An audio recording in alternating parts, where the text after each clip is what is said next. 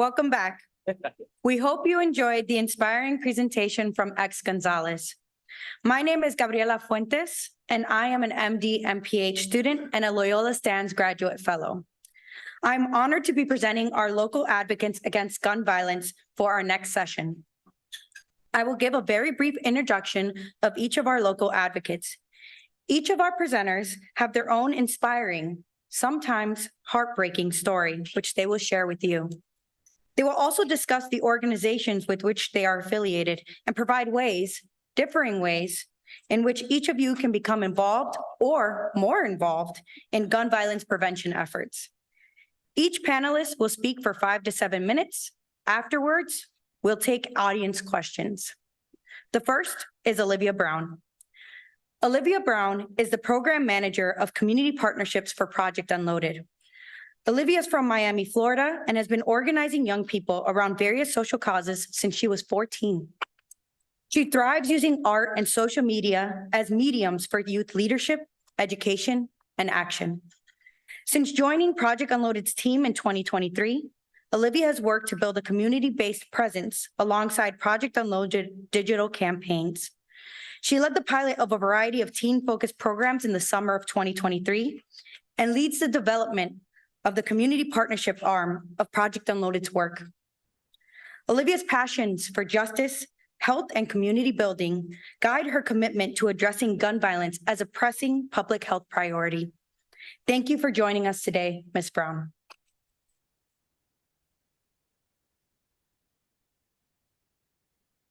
Now, first thing, can y'all hear me okay? Yeah. I love that. So, hi, everybody. My name is Olivia Brown. And after that wonderful intro, you know a little bit about me. And I'm excited to talk to you all about Project Unloaded and the work that we do and how culture change can be a vehicle for gun violence prevention. I'll tell you just a little bit more about my background, just so we're all kind of cozy and familiar with each other. I have a public health background. I'm from Miami, Florida. Like my bio mentioned, I've been organizing around lots of different things since I was 14. But at the core of everything that I do is art, it's culture. I am an essayist and a poet, kind of separate and related to what I do at Project Unloaded. And I love the opportunity to work with young people and inspire them to think about how they can be vehicles for change in their community. So I'm gonna tell you a little bit about how we are educating, engaging, and empowering teens at Project Unloaded. Nice, love a good clicker that has a fast response time. So let's start out with some headlines. These stories are not new. We've seen headlines like this all the time. We see these every day. These are the stories that kind of are guiding and shaping the way that we are engaging with this issue. I love the young lady's question about media, because media plays such a huge role in how we engage with this issue. And a lot of this is very heartbreaking. So after we think about media, let's think a little bit about data. What we have learned at Project Unloaded is that people's views are shifting about gun violence. So where maybe 20, 30 years ago, many people knew that having a gun and having a gun at home made them less safe. It made their communities less safe. As time goes on, you see the shift in people's thoughts about guns and how they relate to safety, specifically about the way that young people are relating to guns and gun violence. So now you see so many young people saying that they think that guns will make them safer. And that's a problem. So with this information in mind, at Project Unloaded, we wanted to figure out where all of that was coming from and how we could be disruptors in that knowledge or in that knowledge gap that we are witnessing over the past 20 years. So after lots of research, what we've learned about young people are some of the things that you see on the screen. All of our work at Project Unloaded is specifically for young people, mostly 13 to 17-year-olds, though we do some things with college students as well. But what we're learning is that young people are making decisions about guns very early. They are wanting to know more. They want to learn the facts, the risk, and they want to do it in a way that doesn't feel scary. Lots of teens, if you look all the way on the end, They're afraid of this polarized debate about gun violence. They don't want to feel like they have to pick a side in order to know information. And with that information, or with knowing information in mind, one of the things that we do at Project Unloaded are educating teens, being a safe place to provide facts and knowledge for teens in a very friendly way, because they do want to know this information. They want to know how they can use it to apply it in their everyday lives. So with all of this data and all of the media and stories that we hear and things that we learn in mind, a little too fast. I want to talk to you a little bit about our theory of change at Project Unloaded. So through creative cultural campaigns and community partnerships, Project Unloaded empowers the next generation to choose on their own terms, not to own and use guns. So I loved all of the conversation that folks were having about these things that kind of hinted at culture, hinted at the ways that teens interact with guns, with gun violence, but also with this larger kind of water, if teenagers are fish, that is gun culture. And what we're doing at Project Unloaded is disrupting that through ads that they see on social media and also work that we do in communities with organizations that they trust. So we are filling a gap through narrative change with our work at Project Unloaded. So I love this slide. I don't know, I have a thing about concentric circles. They really mean something to me. So all the way in the center, you see those folks who are working really close to the issue. They are your direct service and CVI organizations. If you zoom out a little bit, you'll see those scaled direct services. Zooming out some more, you'll see policy and systems change. And what we were noticing again through research is that there were very few people who were working on this larger narrative. And the narrative, when you hear me say that, is this idea that guns make you more safe, which we know that they don't. So we are working to fix that. We are working to teach teens, especially because we know that they are so primed to learn this information and make a larger generational shift, that where there are more guns, there is less safety. More guns in our communities make us less safe. So that's where we fit into all of this. So with that in mind, I want to tell you a little bit more about our campaigns. We launched our first campaign, SNUG. It stands for Safer Not Using Guns. And SNUG is a campaign that's a mixture of digital ads that run across various social media platforms and influencer content. So this is a screen grab of one of our influencers that we work with. She has about 8 million followers on TikTok, and she is sharing this message to her audience about how she's snug. She's sharing facts about the risks of having and using guns with her audience, and they're able to engage with her in a very friendly kind of community way. What we've learned from SNUG so far is that after teens see our SNUG campaigns, 15% of them are shifting their views away from the thought that guns are needed to make them safer. So far, over 3 million teens have seen our SNUG content, and this is across cities across the country. And the reaction to this content is really, really positive. Teens are watching this content to completion. They are going onto the website to learn more, and they are leaving comments under their favorite influencers' posts and saying, hey, I love this. Thank you for using your platform to say something about this. Recently, we launched a campaign called Guns Change the Story. We launched this in December of last year. Guns Change the Story was created to reach teens in communities that experience elevated rates of gun violence. So we did lots and lots and lots of research. I'll tell you a little bit more about that research in a few slides, but everything we do is rooted in research. And when we were thinking about how we create this campaign, so many of the teens we spoke to said, yeah, I understand the facts, but I want something that feels a little bit closer to me. I want something that shows teens just like me in scenarios that I would be in and how they are navigating using this information. I'm not sure if this video will play. Maybe we can send it out in a different way. But essentially the basis of this campaign is that teens will see an image like this on their Instagrams and Snapchats. And essentially, this will be teens walking in the background. They're having a good time. This was shot here in Chicago. And as the video goes on, you'll see in that noun section, the word gun.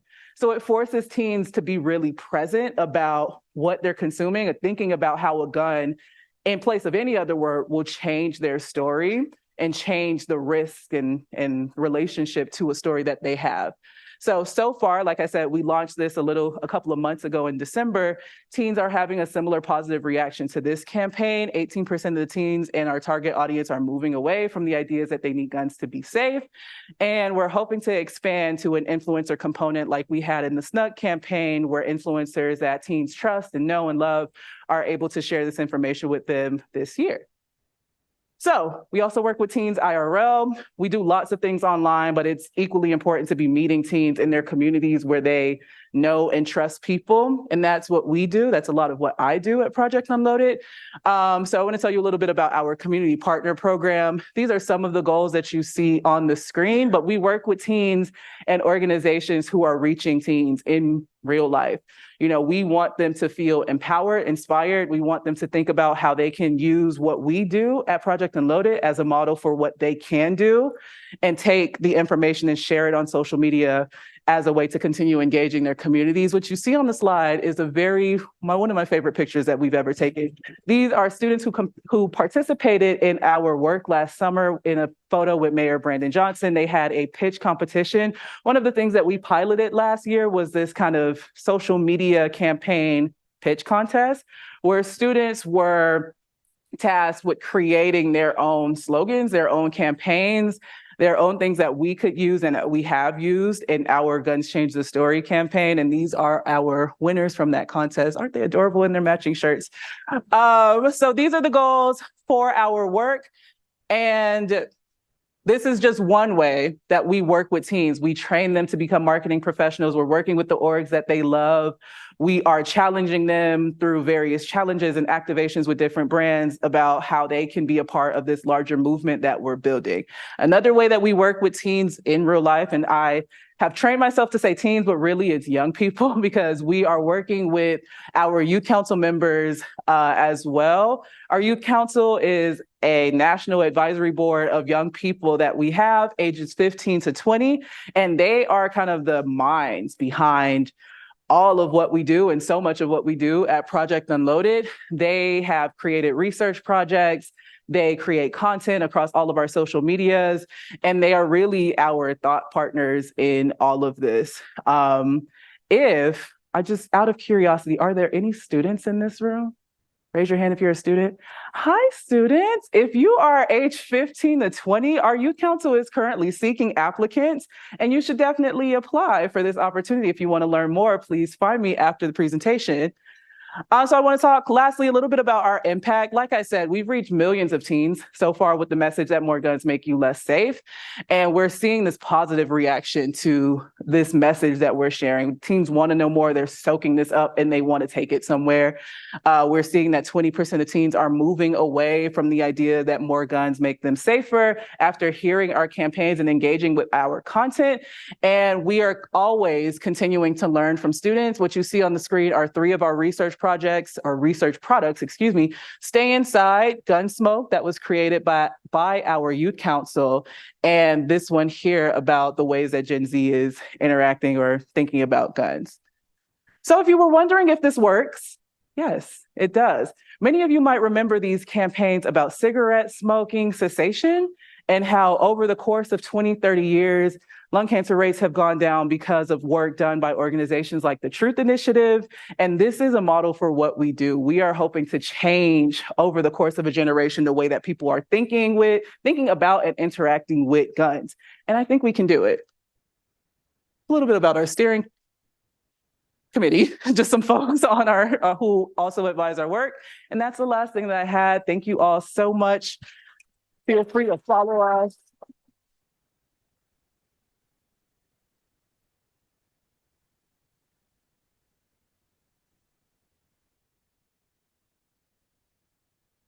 Thank you so much, Ms. Brown.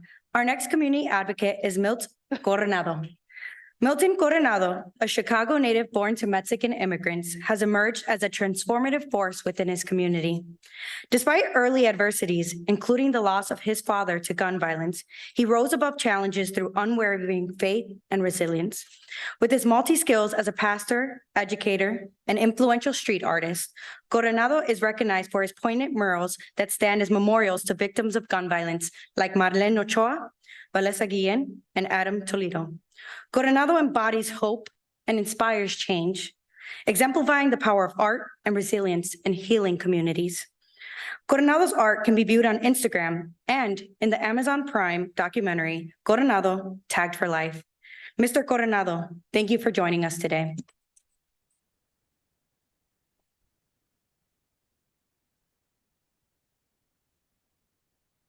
Thank you. Can you hear me? Well, so I'm going to ask if you guys can turn your heads this direction, because I had a long speech prepared. So now I'm just going to share a little bit from it, but also speak from the heart. So imagine, picture this. It's September 30th, 2001. At the time, I was 21 years old. And I am woken up by my sister, who tells me that there's two young men, 18 years old, who are at our door and they are asking for me. I got dressed, I went outside, and I saw these two young individuals, both 18 years old, children of fathers who worked with my father in construction. One of them was pale, he was shaking, and he was looking at the ground, and he couldn't turn his eyes towards me. The other one, very calmly, suggested that I go with them to the place where my father was involved in an accident. So I went inside and I told my sister, listen, I gotta go with them. They invited me, or they're asking me to go somewhere where our father was in an accident. So I got fully dressed, I went outside and I got into their truck, and we headed to this scene in the community of Little Village. At this community, right in the corner of 24th and Trumbull, I remember I got out of the vehicle and I saw my father's pickup truck surrounded by police line tape, that yellow tape. And I saw police officers talking to people in the neighboring homes, there, to my left, to my right, behind me. And I questioned and I looked around and I said, what's going on here? And as I tried to approach my father's vehicle, this tall Caucasian man with a big old hand stopped me. And he placed that hand on my chest. And he asked me who I was, and I told him my name. He asked me my age, and I told him my age. And he asked me a series of questions to which I answered each and every one of them with my attention directed towards my father's truck.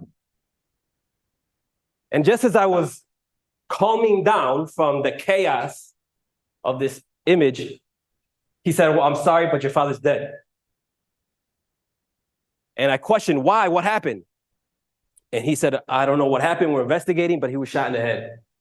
And at that moment, I tried to rush towards the vehicle, towards where my father still lay, hovering over the wheel of the car, bleeding. And I remember he held me, and me, enraged, I told him to let me go. And you know that feeling you get when you are in a fight and the adrenaline is running, you're all heated up, and you're telling somebody, let me go, I want to kill somebody, I want to hurt somebody, I want to fight somebody. That was me. Until he squeezed me so hard that I was losing my breath. He finally set me down and he said, no, very aggressively. He said, I don't want you to go over there because he's still there, and that image will never go away, and you will never be the same. I need you not to go tell your family. And so I did. That changed my life forever. And I learned something in 2016. My father was shot and killed in Little Village on September 30th, 2001. And it wasn't until 2016 that I was able to finally have the courage to paint this mural. Confusion swirled my mind with anger, sadness, and fear. And so many questions came to mind. So many questions. But I've learned something in time. Something that he taught me as a man of faith, reminding me about individuals from this book called the Bible, stories of individuals like Moses and Esther and David, teaching me about how these individuals went through so much and they overcame fear to be now known as courageous individuals. And I was like, I want to be that. I want to be courageous. And I learned, what does it take for a person who went through fear to be called courageous? And that's just one word. Action. And that is the difference between fear and courage. Taking action. Doesn't mean that you are not fearful, because you still are, but you're courageous because in spite of that, you took action. And that is what art as advocacy or advocative activism is. So 2016, on the day that my father would have turned 62, I painted this portrait. Took me about 5 hours to do. First portrait I ever painted. And when I experienced this healing process, I recognized, wow, healing is something needed for an individual like myself. And there's countless individuals that have gone through this problem here in the city, around the world. And I recognize that art does have the power to heal. But we need to take that action. And I wondered, and I questioned it, right? For a couple of years. Until now, we entered the year 2019, where I was then convicted of the power that art really does have in healing individuals that have gone through trauma like I did. I'm gonna take you back to May of 2019. So allow me to go there. It is now May 2019, and Chicago was gripped by a tragedy so heinous that it shook the very foundation of humanity. In that month of that year, I embarked on a solemn mission to pay tribute to the life of Marlene Ochoa Lopez, a young mother whose light was cruelly extinguished. And though she was not a victim of gun violence, her story echoes with the anguish of countless souls lost to a senseless brutality. Just a few weeks before I painted this image, her body was found in a garbage bin in the southwest side of the city. This happened on a Tuesday. And that Sunday following that Tuesday, I took to the corner of 16th and Newberry in the community of Pilsen, and I painted this mural. I was convicted at that time the power that art activism truly has. Because before I finished this mural, I had countless individuals stopping, asking me if I was painting this young lady, and I responded yes. And so they thanked me, they hugged me, they took pictures. And after this mural was completed, which by the way, it only took me 4 hours, and I'm very proud of that, I recognized the power that art has in healing. From the family to the community of Chicago, countless strangers that later became friends, they shared with me their gratitude and the reason why they were happy that I painted this, because even though they didn't know her, it reminded them of a loss that they personally experienced and how art can also heal them whole. And I was convicted, and I accepted the calling that I have in my life, which is to not just pay tribute to these young lives or any life lost this way, but just to give back, to plant seeds of healing and hope, love, grace, mercy, forgiveness, and eternal life in individuals that have been victimized this way. Since then, I painted over 24 murals of people who passed away, but briefly,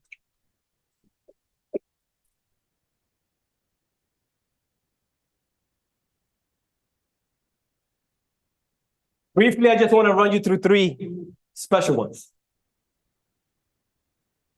Melissa Ortega, who was shot and killed in Little Village, January 22nd, 2022.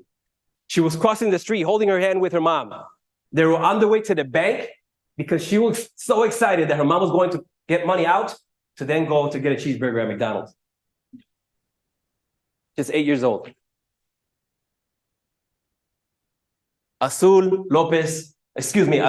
Mendoza, also known as Azul Mendoza de la Garza, who was 18 years old, sitting in her car after shopping for Halloween with her parents in front of her house, getting her things ready to step out of her car. She was shot 7 times, killed while sitting in her car.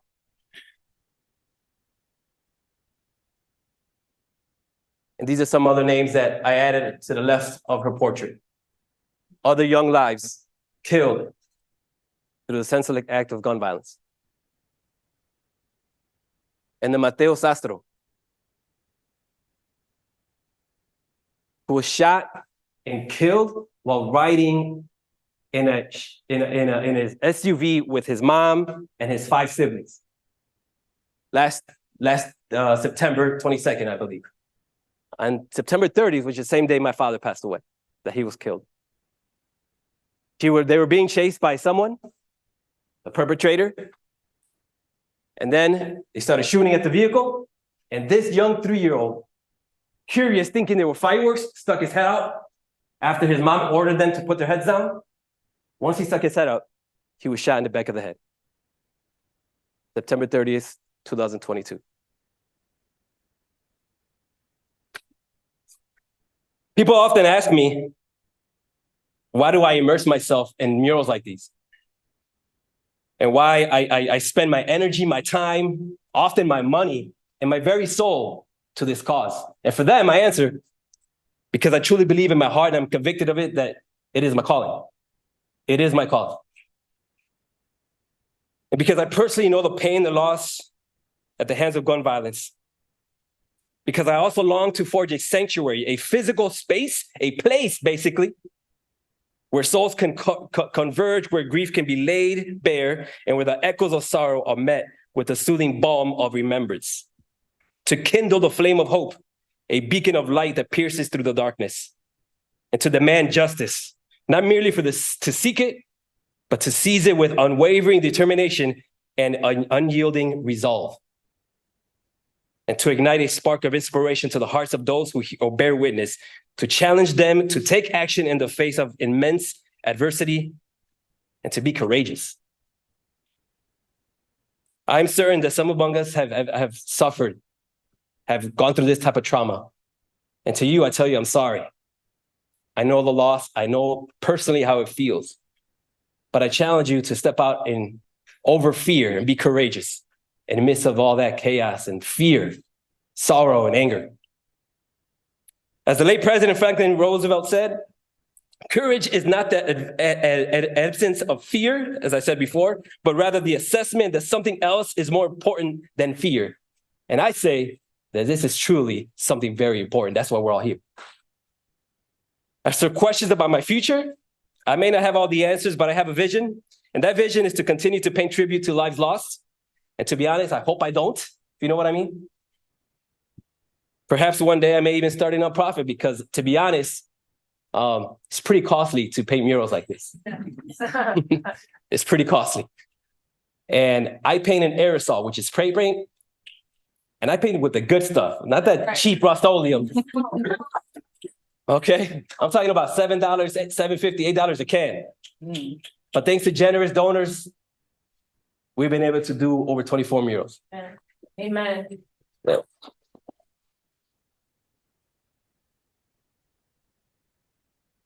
And finally, no matter the challenges that lie ahead, because I know there will be some, though I pray that a time that I don't have to do this anymore, as I was saying, I will continue to do it. And as long as God grants me the breath in my lungs, energy in my hands to hold up a spray can, and in my legs to climb a ladder, I'm going to continue to do that. So, my comrades in arms, thank you. And I pose you this question.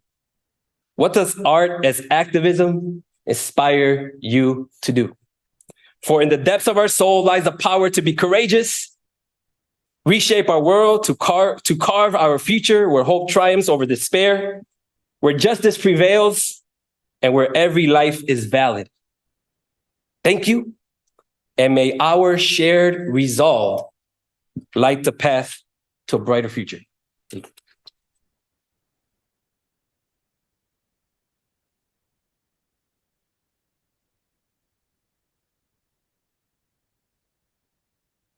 Thank you, Mr. Coronado. Next, I'd like to introduce the audience to Ms. Tanya Lozano Washington. Ms. Lozano Washington is the founder and director of Healthyhood Chicago. In 2020, Tanya was recognized as Chicago Magazine's Chicagoan of the Year. Tanya has served as the lead Chicago organizer for Zealous, Legacy Chicago Activist, Youth Minister of Holy Ground LUMC, Southwest Environmental Alliance spokesperson, and social media influencer. Tanya leads a robust portfolio of programs aiming to engage, educate, and empower youth and families in personal and community health, wellness, and social justice initiatives. As a child of parents who organized in the Harold Washington campaign during the 1980s, Lozano Washington has dedicated over a decade to organizing alongside her parents. She has cultivated a hyper-local base, nurturing a vibrant congregation of young artists and culture creators, establishing survival programs, political education initiatives, and citywide direct action campaigns. Thank you for joining us, Ms. Lozano Washington. Peace, peace. Peace and power. I just want to say this has been extremely inspiring, just being amongst all the people who spoke in X. It was just a pleasure to hear from you. And I actually changed up everything that I was going to say because I've just been so inspired. And I'm a Mrs. and a Reverend, and I need to change that on my bio because them two titles I got last year, you know what I mean? So, but I am a Reverend, so excuse me if I sound a little preachy while I'm up here, okay? Let me change this picture, even though it's really hard because, actually just real quick before we get into my presentation, I was actually there, helped organize the vigil for that mural that Milton did for Marlene.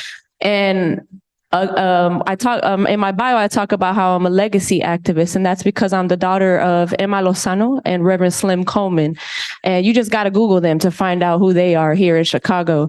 And the story of Marlene is interesting because the system failed Marlene in a lot of ways.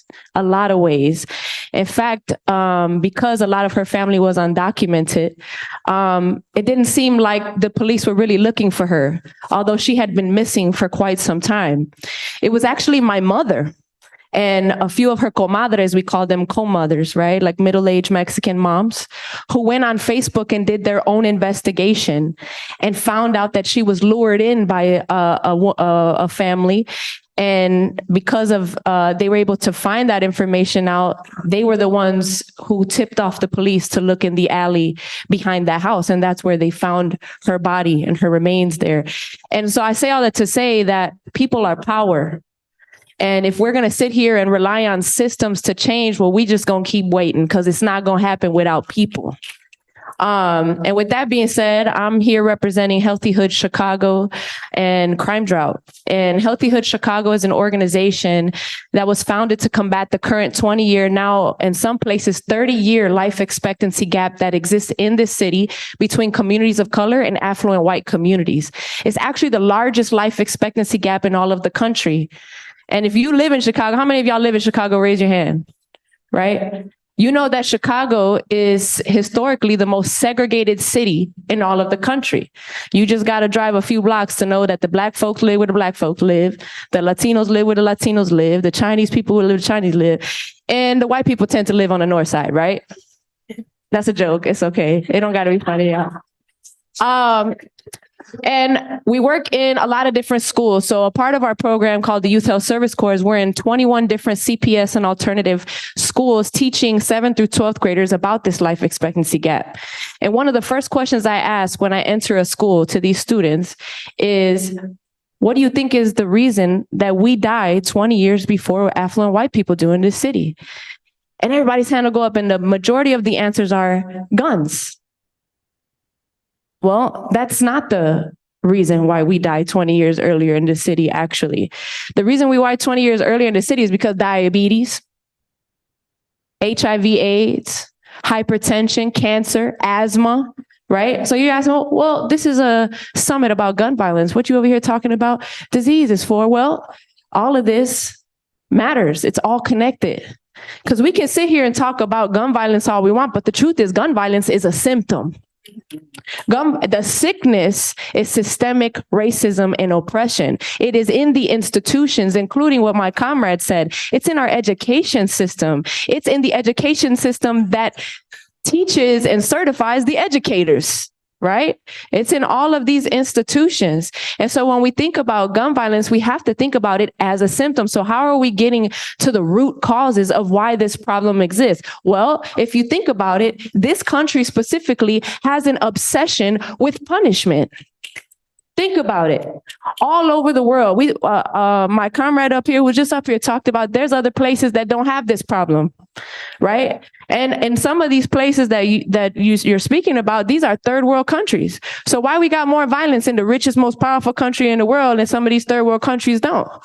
Right? Well, let's think about Cuba and Venezuela, since that's such a hot topic right now. We got migrants coming here and everybody's worried about it, right? And everybody's saying, oh, they're coming here stealing our jobs and all of that. Well, that is a problem the federal government's making. Because of the obsession with punishment and occupation, they have placed sanctions and sanctions on all of these Latin American countries where they can't buy, sell, or trade with anyone in the world, or they're going to get fined. And therefore, then they're over there starving, right? And so they have to come. You think somebody from Venezuela is going to cross 5-6 borders, travel across the world to come here because they like the weather in Chicago? It's snowing in April. That's not why they're coming here. That's not why they're coming here. So when we think about why this problem exists, we have to think about the culture of it. And I agree with you. Culture is the answer. Culture is the answer. I don't even know what's on here. Let me see. Who are we? I did that already. This don't matter. So culture is the answer. There's a quote from a brother by the name of Johnny Page, who works for Contextos, that does a lot of reentry work from people coming out of the system, right? And he says, we don't have a violence problem in our neighborhoods. We have a value problem. And why do we have a value problem? A lot of our young people and even some of our older people have grew up in conditions where it's clear that the system doesn't value them. They begin to internalize that. Therefore, they don't value themselves. So if they don't value themselves, what's going to make them value somebody who look like them in their neighborhood? You know how many times I've come into classrooms and I talk to the young brothers and sisters in the classrooms, and they say, when I walk down the street in my neighborhood and I see someone coming down on the street, I don't look at them. I just walk past them. That's a culture issue, because they don't want no smoke. They don't want to have to deal with, I don't know if that person got a gun. I don't know where that person's at in their life. I don't know what they're dealing with. And we've all been in those situations, correct? So this is a culture problem. So how do we shift culture? Well, it comes, like you said, in a lot of different ways. You got people working with direct services. You got people doing all this. But the problem is, because we work in a capitalist society, people are working in silos. And we are all battling each other for a little bit of funding, right? And so because the funding is limited, then we think we're competition, right? But the truth is, none of this is going to work unless all the people work together. All the people work together. So it looks like observation and participation. Healthyhood Chicago was created and modeled after the Black Panther Party. And the Black Panther Party, I know a lot of people may think that these were just brothers in leather jackets and guns, but the actual core of that organization was survival programs. Survival programs look like the Free Breakfast for Children program. Did you know that before the Black Panther Party, we did not serve breakfast in our schools? It was because the Black Panther Party created the mandate themselves that the government had to say, well, there's no excuse. If they can do it, then we should be able to provide it. And we know that children don't learn good on an empty stomach, right? So the Free Breakfast for Children program was one of the programs that the Black Panther Party founded. Along with that, they created their own ambulance system, because back in the 60s and 70s, the ambulances wouldn't even go to Black communities. Latino communities. So they had to create their own ambulance, free clinics, because we all know about the healthcare system. It's a for-profit business, right? And to that point, I just want to add this. Crime pays. That's the culture. Crime pays. Not us. It pays police officers, it pays public defenders, it pays judges, it pays prosecutors, right? These are the people that make money off the system. Did you know that off of one person in prison, the system makes $150,000 off of them being in there? And for-profit companies are making money off of the labor of people who are incarcerated. So it actually benefits the system for crime to continue. So it is a cultural thing. So how do we put the power back into people's hands, right? That's what I'm here for, to tell you about our work. How do we put the power back in people's, like the Black Panther Party says, observation and participation. What you experience becomes what you know. If everyone tells you, man, if we just hit these root causes, because I see a lot of activists like, oh, if we tackle these root causes, then crime will go down, right? Crime will decrease. Well, you keep telling people if they had this, if this changed, if. Okay, but they're not experiencing that. So it's not really that realistic. What you experience becomes what you know. So how do we help people experience what it feels like to have good health care, what it feels like to have an education that's actually representative of what they look like, what they've been through, the cultures that have been stolen from them? How does it feel for someone to treat you with love, grace, and humanity? Then you can say, it is possible. It is possible to stop crime, because we'll start to look at each other as human beings, right? And so a lot of that looks like practicing with each other, practicing at every moment, every interaction. The large is a reflection of the small. If we start small with our local communities, the people completely surrounding us, right? The ones that are directly surrounding us, and we say, we're going to identify when we are using punitive language and punitive approaches to things, including in the education system, in the healthcare system, and in our families, right? I have 4 kids, believe it or not, I got 4 kids, okay? And I find myself having to, hey, you know what? I'm being punitive here. Is this, and also like, is there a power dynamic with my children? Am I not treating them like full human beings just because they're kids, right? These are all of the little things that we don't think about that actually make a difference. And so what we've done with Crime Drought, it's a campaign that we do amongst a lot of different programming that we have at Healthy Hood. I could speak up here for an hour if I talk about all of it, because it's just so much at this point. But the Crime Drought campaign happens pretty much through the summertime. It is powered by a coalition called the Chicago Coalition for Intercommunalism. And I definitely want to invite y'all to be a part of that. And there's over 75 organizations, independent artists, influencers. It really is open invite, anyone who cares, because sometimes to be in a coalition, you think you got to be a part of an organization. No, you don't. Not in this one. It's an open invite where people from all over the city, we got people from Chinatown, people from Evanston, people from Pilsen Little Village, people from the West Side, from the East Side, from Roseland, Auburn, Gresham, right?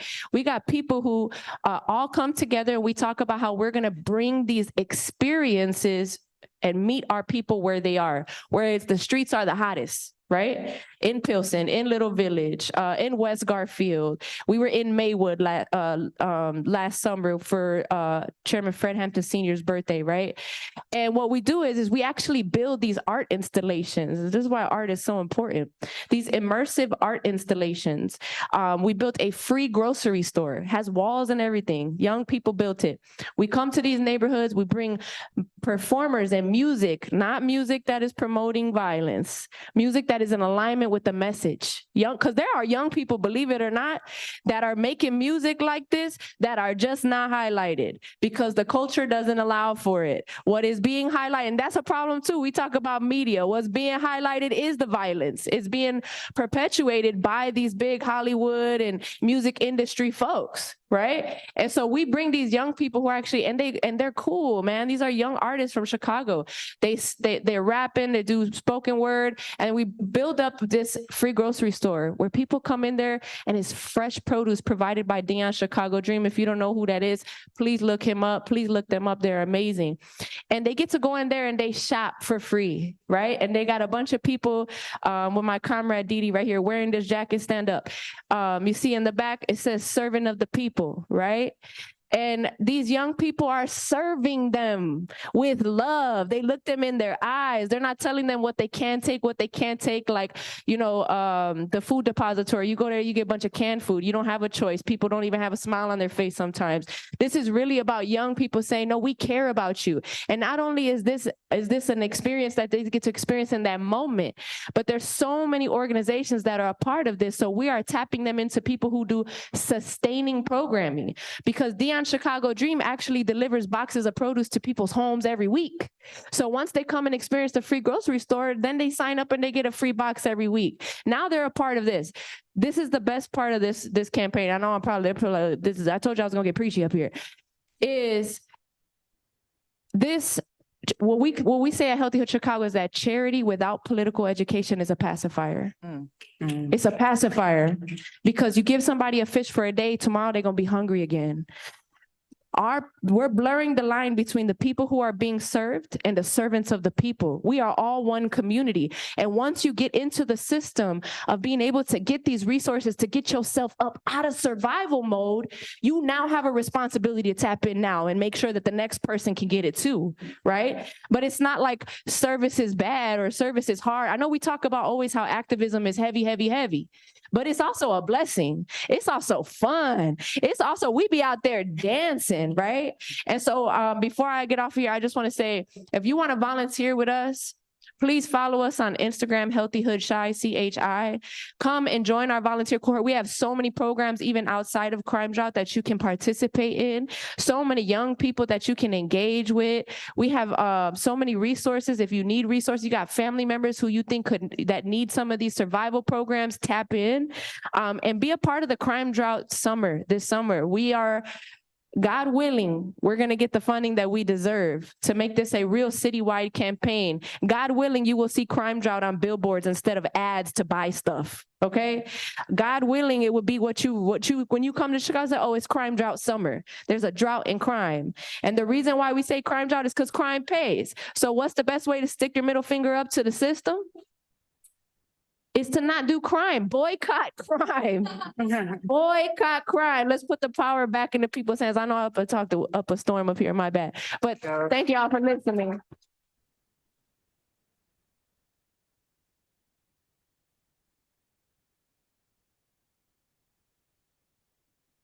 Thank you again to all of our local advocates. We've clearly had the beginning of incredible discourse, and while we would love to take questions, we have to move forward. So please feel free to fill out the evaluations and have your questions there, or maybe approach the speaker during the resource fair component. Let's give them a round of applause to show our appreciation for the work they do. Thank you again to our local advocates. We are in our last session now, everybody. Thanks for sticking with us. We have dinner for you afterwards. My name is Michelle Cavusi. I teach public health law and public health policy here at Loyola. I am also a member of Loyola Stands Against Gun Violence Executive Committee. This year, Loyola Stands expanded. We created a graduate level. We're missing the clicker, which is what do you guys find it? You got it? Wrong way, wrong. There we go. We got it together now. This year, Loyola Stands created a graduate level fellowship program.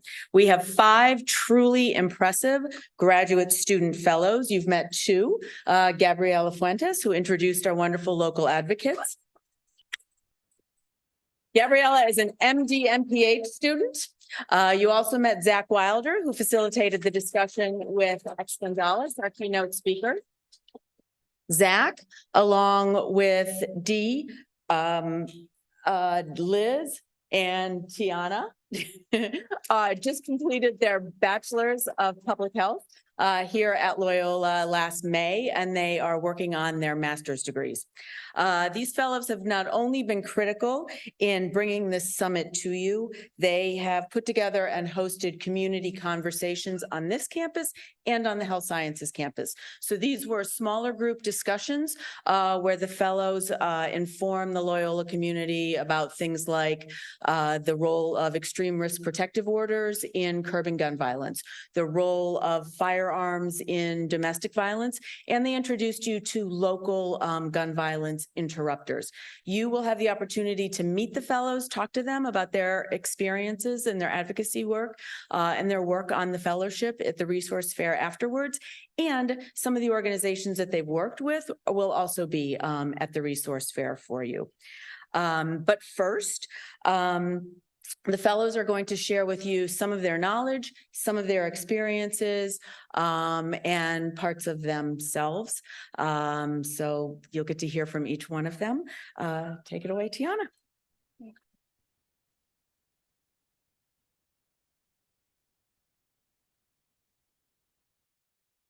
January 28th, Florida, 3 killed, 2 injured. February 7th, Pennsylvania, 5 killed, 2 injured. February 25th, Illinois, 3 killed, 1 injured. You hear these numbers and you think of just that, numbers. Numbers from distant places, from distant areas, numbers that you think could never happen to me. Desensitization, an idea that was born from the relentless exposure of violence in our media and culture, that has numbed us to the horrors of gun violence. What was once a shock to the conscious has become a mere statistic, a blip on the radar of our collective consciousness. Robert, Sally, Crystal, Christian, Keonce, Natalia, Kai. Those are the names of these statistics. With each passing headline, each breaking news alert, we find ourselves desensitized to the suffering of others, to the senseless loss of innocent lives, and to the profound trauma inflicted upon communities torn apart by gun violence. In this digital age, where information is disseminated at the speed of light, we are bombarded with images and videos that shock and horrify us, only to be forgotten in the next news cycle. It desensitizes us to the humanity of others, reducing complex tragedies to mere headlines. But behind every statistic lies a story of loss, of grief, of broken families, of individuals. Through its algorithms, social media amplifies the voices of hatred and division, fostering an environment where violence is glorified and empathy is in short supply. For too long, we have turned a blind eye to the role that violent media plays in perpetuating a culture of violence, a culture where the line between fantasy and reality has become increasingly blurred. Through a study done at Ohio State University, researchers found that after children viewed a movie containing guns and gun violence, higher rates of trigger pulls, longer times handling the toy guns that were used in the experiment, and playing more aggressively with other children was associated. Every day in the United States, nearly 40 children are shot. More than 1.7 million children live in a home with unsecured guns. While many entertainment organizations provide information to parents about media content using ratings, they are often inaccurate for violent content. Through video games, we become desensitized to the horrors of war and conflict and to the pain and suffering of others. In movies, we are bombarded with scenes of gunfights, explosions, and carnage, scenes that engage our senses and captivate our imaginations, but at what cost? As we bear witness to the rising tide of gun violence, we must ask ourselves, how did we get here? How have we become so desensitized to the suffering of others? The answers aren't easy, but they require us to confront uncomfortable truths. They require us to regain our humanity and foster a culture of empathy and compassion that transcends the boundaries of race, religion, and ideology. By standing together, learning from one another, whether at this summit, through these impactful organizations, we can and will build a future where every life is valued and protected. Thank you.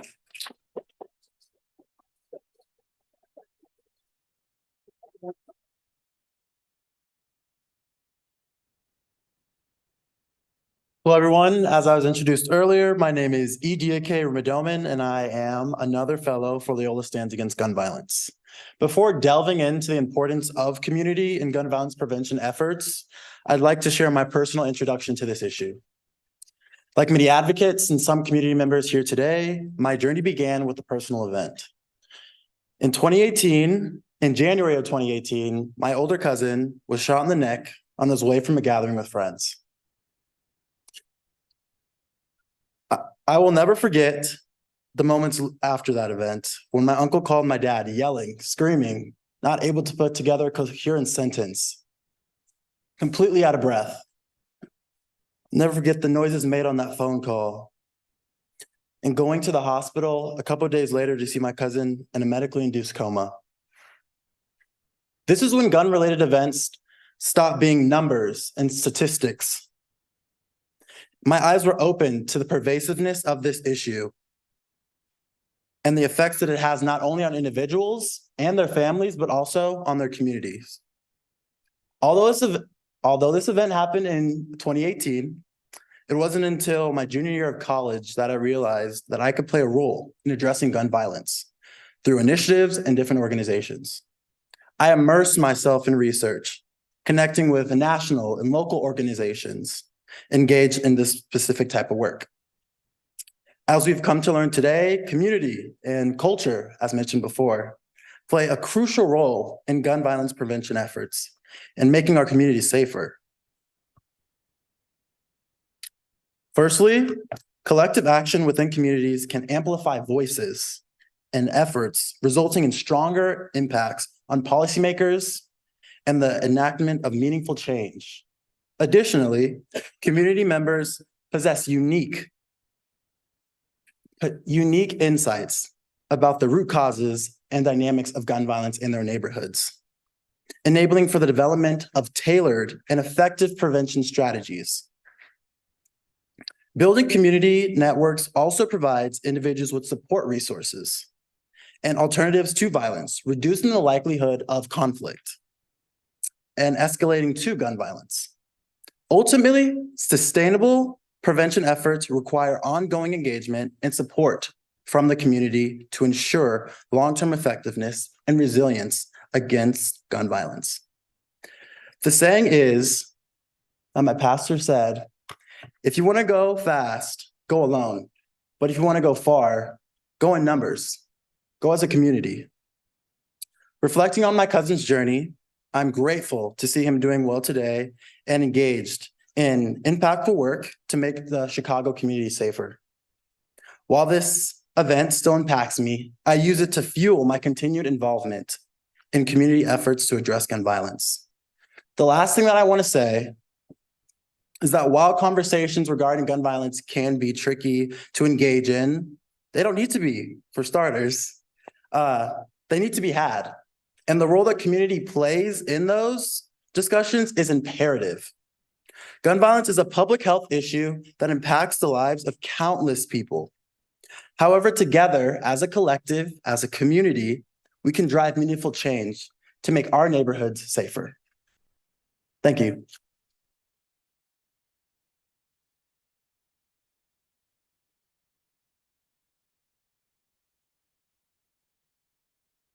Move this down a little bit.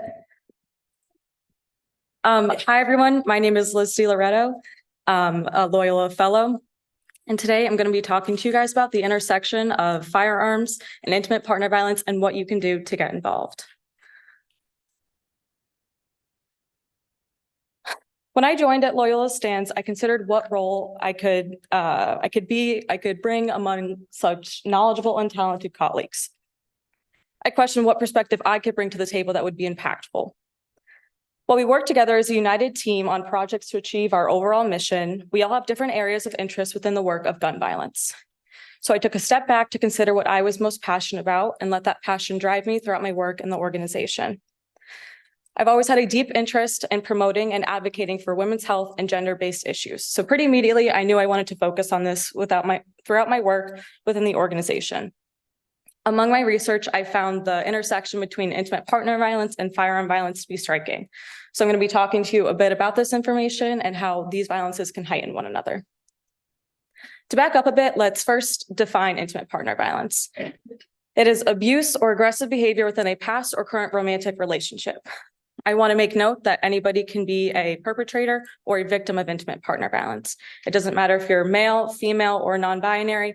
Anybody can be the aggressor or the victim of intimate partner violence. However, evidence shows that women experience intimate partner violence most often. About 1 in 3 women and about 1 in 4 men report having experienced severe physical violence from an intimate partner. Now to discuss the sheer capacity of firearms. As of a study published in 2023, more than half of intimate partner homicides involve firearms. However, it's important to note that firearms within intimate partner violence can be used for much more than fatal or non-fatal gunshot wounds. Firearms can be used to intimidate victims, incite fear of harm or death, facilitate cohesive control to prevent the victim from exiting the relationship, or pistol whipping, which is when a firearm is used as a blunt force weapon to hurt a victim. Simply displaying a gun or insinuating possession of a gun can be used to control a victim and shift power dynamics.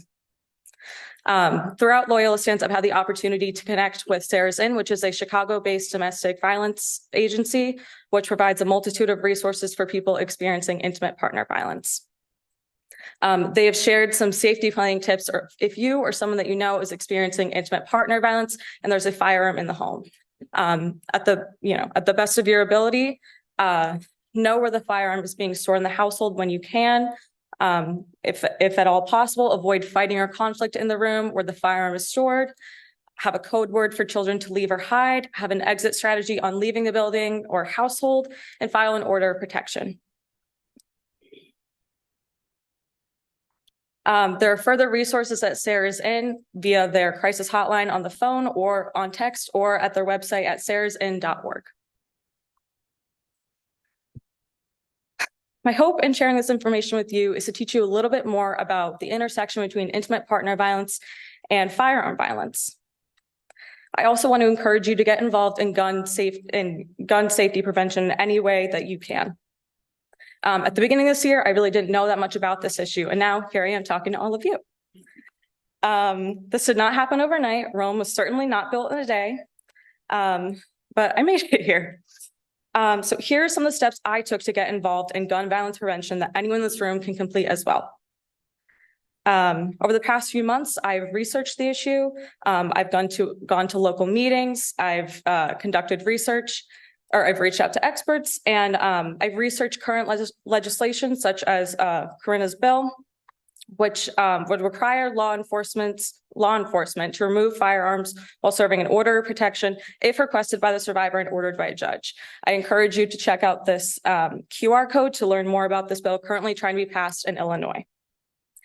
I hope you leave feeling capable of making a difference, because the unfortunate reality is gun violence intersects with all of our identities in one way or another.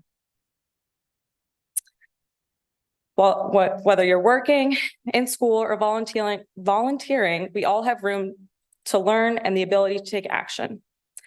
I urge you to let your passion drive you when you're figuring out your role in gun violence prevention. Thank you.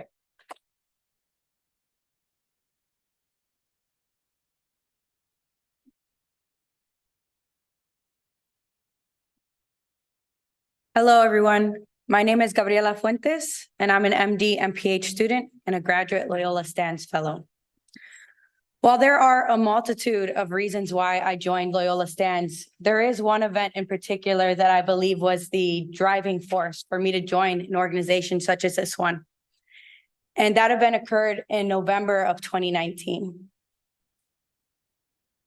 In November of 2019, my cousin and his fiance were found murdered in their home. At just 21 and 19 years old, they were shot dead.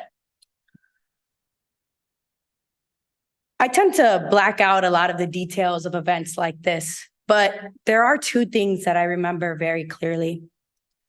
The first was that I could barely recognize my cousin in the casket due to the damage that had been inflicted. And the second was this feeling of disgust, of dismay at the thought of my family and her family finding their bodies in such a disrupted way. And I believe that these feelings have stuck with me the most because it's the same feeling I get every time there's another mass shooting. And I think of the victims, their family members, their loved ones, the survivors who had to view their loved ones this way. And while I believe that many of you are here today because you too are witnesses to this senseless cycle of violence. And while gun homicides have remained at the forefront of gun violence prevention conversations, it is important and necessary to discuss firearm suicide, as they make up the majority of gun-related deaths. In fact, 6 out of every 10 gun deaths are due to suicide. And in 2022, 26,993 people died by gun suicide. What's even more alarming is the rate of firearm suicide among young people. It has increased by 53% in the past decade. More specifically, young people have the fastest growing rate of firearm suicide of any age group in the last decade. Children ages 10 to 14 have seen a 146% increase in firearm suicide since 2011. And this is true among children of any racial or ethnic group, all increased in the last decade. According to Everytown for Gun Safety, most people who attempt suicide do not die unless they use a gun. And that's important because 55% of all suicides use a firearm. I want to reiterate, all suicide attempts without a gun, 4% result in death. Suicide attempts with a gun, 90% result in death. Now, this is a difficult topic, and I by no means can provide a comprehensive approach to all the things we can do to intervene and prevent firearm suicides, but I'd like to touch on a few points today. The first would be limiting access to firearms. For every 10% increase in household gun ownership, there is a 27% increase in the youth suicide rate. And this is important because 4.6 million children in America live in a household with at least one unlocked and loaded firearm. So we need to limit access to firearms, but moreover, we need to provide education to gun owners and the general public on safe storage practices. The next would be recognizing warning signs. Take some time today, learn about the warning signs for suicide. Feelings of emptiness, extreme sadness. People often believe that if you suspect someone might commit suicide, you shouldn't ask them about it. Research shows that's not true. You should be direct. You should begin the conversations. You should ask if they have had thoughts of suicide and if they have a plan. The last thing that we can do is begin to have difficult conversations. 90% of people who died by suicide had contact with a physician within 1 year of their death. 50% were in contact within the prior month that they committed suicide. Thus, there's significant opportunity for all of us, healthcare providers, public health officials, or the general public, to engage in these conversations with individuals who are at risk of committing suicide. One other option is lethal means counseling, which anyone can take. It's a training program that provides tools to individuals to begin these conversations and to assess whether that individual has access to lethal means and resources that they can use to reduce that access. Ultimately, we know these are some of the most difficult conversations to have, but they're also some of the most important. So we hope you leave here today with the tools to begin these conversations, the knowledge to engage in them, and the courage to make a difference. Thank you.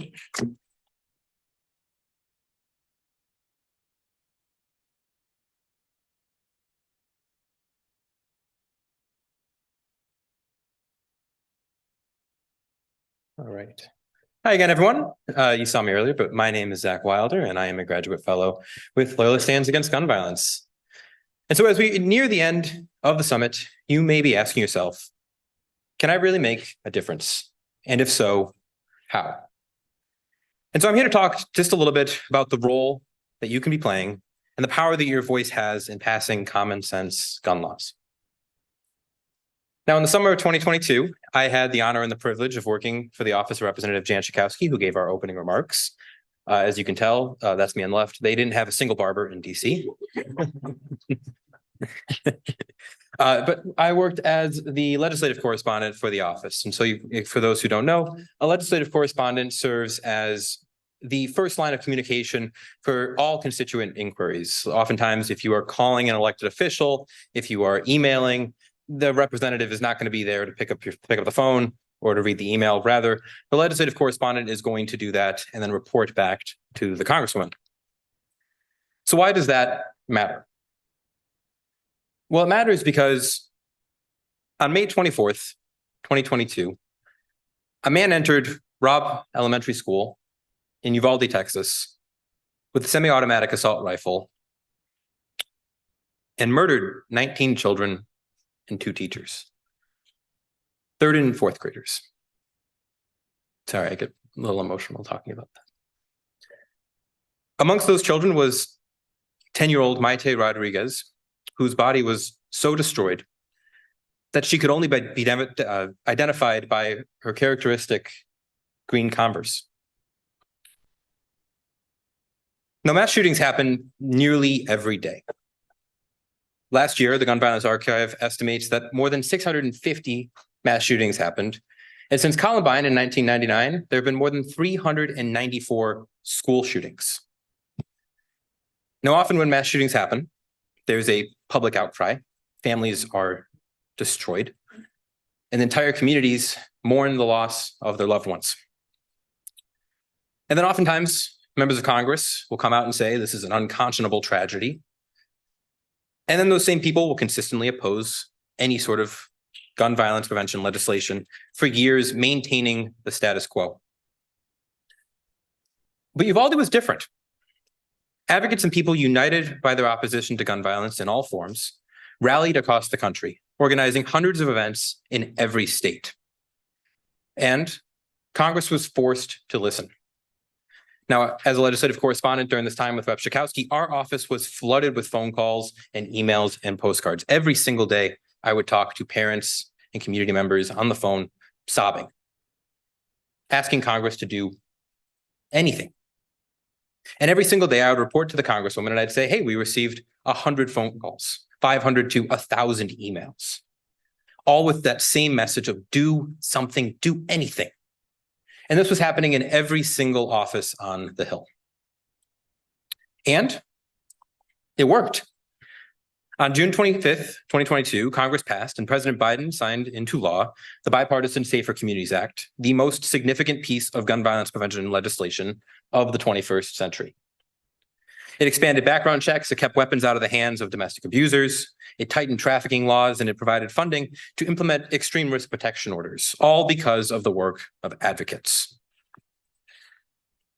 Now, I know that sometimes it doesn't feel like you, just one person, can make a difference in an issue as large as gun violence. I know if I tell you today to call your representative, it may feel like when you pick up the phone, you're going to scream into a void. But I promise you, your voice matters. It absolutely makes a difference. I've seen it make a difference. Especially when your voice gets to be an integral part of something much larger than yourself. Now, individuals contacting the representative, going to protests, and promoting solutions is exactly what got the Bipartisan Safer Communities Act passed. And it's the exact same reason that we're going to get the next gun law passed. And so with these last few minutes, I want to provide you with just a few quick action items that you can do to influence gun violence prevention policy.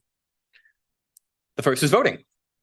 So even though in 2020, the presidential election set records for voter turnout, nearly half of adults aged 18 to 24, didn't vote. So I'm going to ask you all, either right now or tonight, go to vote.gov to make sure that your registration is up to date for this election in November. We're also lucky to have Loyola Votes here in the resource fair afterwards that you can go, and they would be more than happy to check your registration and make sure you're up to date. But don't just vote in November. Learn about your candidate's views on gun safety. Now, we have partnered with Everytown's Gun Sense voter program that provides up-to-date information about candidates who have proven that they will support strong gun laws if elected into office. Now, the second thing you can do is contact your representative. Now, we are so fortunate to have partnered with Trinity Health and their advocacy team to create a quick and easy click to send message. And so I'm going to ask you all to take out your phones. I know you all have them, and scan this QR code right here. It's going to bring you to the messaging page. And here you can use the pre-written message to call on Congress to protect communities from gun violence by supporting funding for gun violence prevention research, safe storage laws, and universal background checks. Or if you want to, you can also customize this message to tell your own story. By entering your personal information, the system can locate all of your elected officials and send it to this message to each of them at once.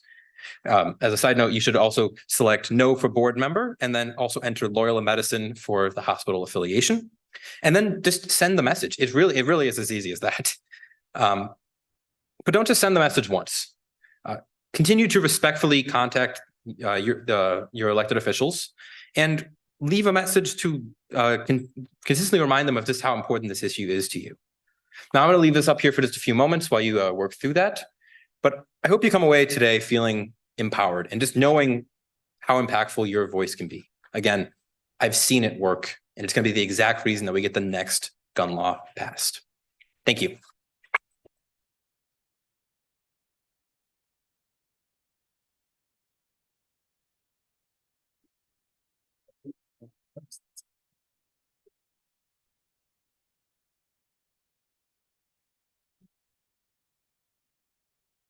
Glad to see you are all still here. Thank you for sticking around. Thank you for making time to be here today. We sincerely appreciate your presence at the 5th annual Loyola Stands Against Gun Violence Community Advocacy and Violence Prevention Summit. A special thank you to our exceptional presenters for delivering impactful messages that educated and empowered us to be agents for change and gun violence prevention efforts. I give you a round of applause.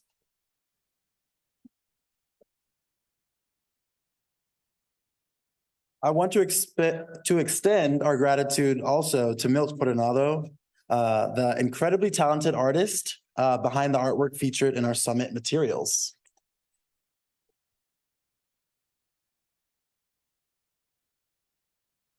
Before continuing with the closing, I would like to ask if the other fellows would join me up here. They already are, so please don't feel needed to. In addition to ourselves and the Summit Planning Committee, there is one person in particular who, without their help and guidance, this specific event would not be possible. I've had the pleasure of working with Lucia Garcia for 2 years now.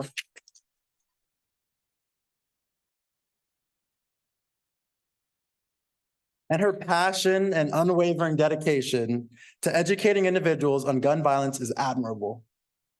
In addition to having a full-time job at Loyola, being a mom, a wife, a student, she finding time to do research on gun violence. She has also led the Loyola Stands Against Gun Violence Committee for the last 5 years. Her tireless efforts and collaborative approaches have made an impact on raising awareness, advocating for change, and fostering safer environments for several communities. Lucia, if you wouldn't mind joining us up here.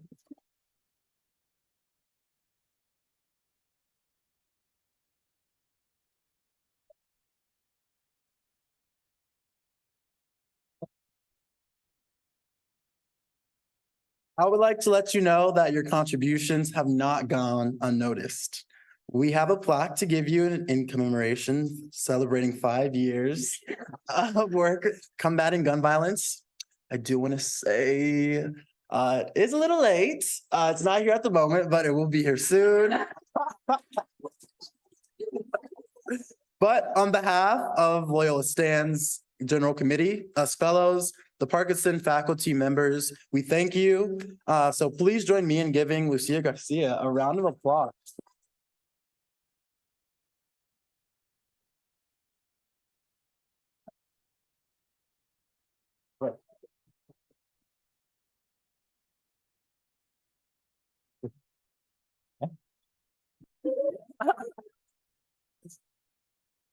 Okay, so I'll get back to my closing.